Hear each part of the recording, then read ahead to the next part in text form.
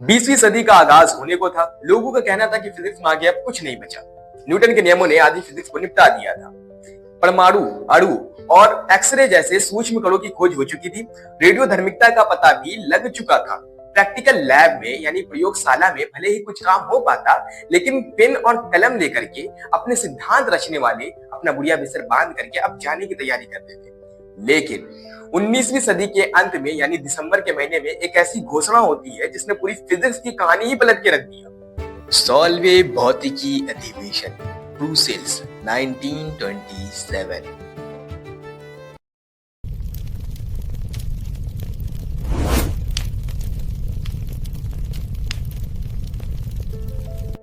एक युवा शोधी आगे बढ़ता है और नर्म लहजों में कहता है, प्लांक महोदय, क्षमा कीजिएगा, अगर आपके पास कुछ समय हो तो मुझे थोड़ी बातें करनी थी।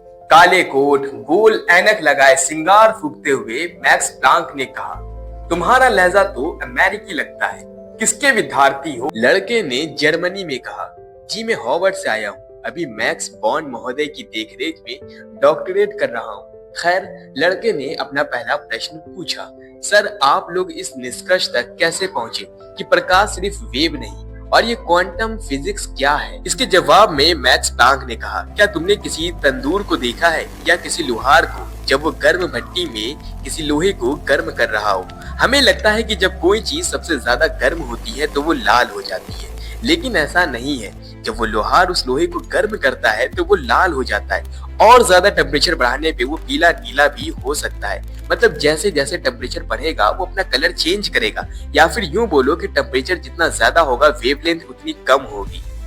अब सूरज के बारे में सोचो। सूरज भी एक विशालकाय तंदूर है जिससे प्रकाश की अलग अलग तरंगें निकल रही है, लाल, नीली, हरी, पीली और इससे भी आगे की तरंगें जिसे हम देख नहीं सकते, जैसे इंफ्रारेड। हाँ, इन सब बातों को बताने का क्या मतलब हो सकता है, जबकि ये साफ पता चल रहा है कि जितना ज्यादा तापमान बढ़ेगा फ्रीक्वेंसी उतनी ज्यादा होगी, मतलब वेवलेंथ कम होती जाएगी और एनर्जी बढ़ती चली जाएगी। लेकिन कहानी यहाँ पलट जाती है जब हम नीले रंग से आगे जाने लगते हैं, उन तरंगों को जिन्हें हम देख नहीं सकते, जैसे इंफ्रारेड। वहाँ पर मैथ्स के सारे फॉर्मूले काम करना बंद कर देते हैं। अब युवा ने कहा, इसका मतलब ये हुआ कि जब हम किसी वस्तु को गर्म करते हैं तो उसके परमाणु कंपन करते हैं जिससे वेव निकलती है। वेव की वेवलेंथ टेम्परेचर बढ़ने के साथ साथ कम होगी और फ्रीक्वेंसी बढ़ेगी, और फ्रीक्वेंसी के बढ़ने से एनर्जी बढ़ेगी। इसके बाद प्लांक्स ने कहा, इस बात में थोड़ा सा कंफ्यूजन है, इसे ध्यान से सुनना। जब हम किसी वस्तु को गर्म करते हैं तो उसके एटम यानी कि मॉलिक्यूल्स कंपन करने लगते हैं जिससे इलेक्ट्रोमैग्नेटिक वेव बनती है। जैसे जैसे टेम्परेचर बढ़ता है इमिटेड रेडिएशन की पीक वेवलेंथ कम होती जाती है और फ्रीक्वेंसी बढ़ने लगती है।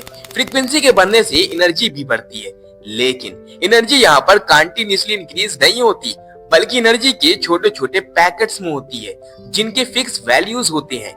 इसी एनर्जी के छोटे छोटे पैकेट्स को क्वांटम कहा जाता है।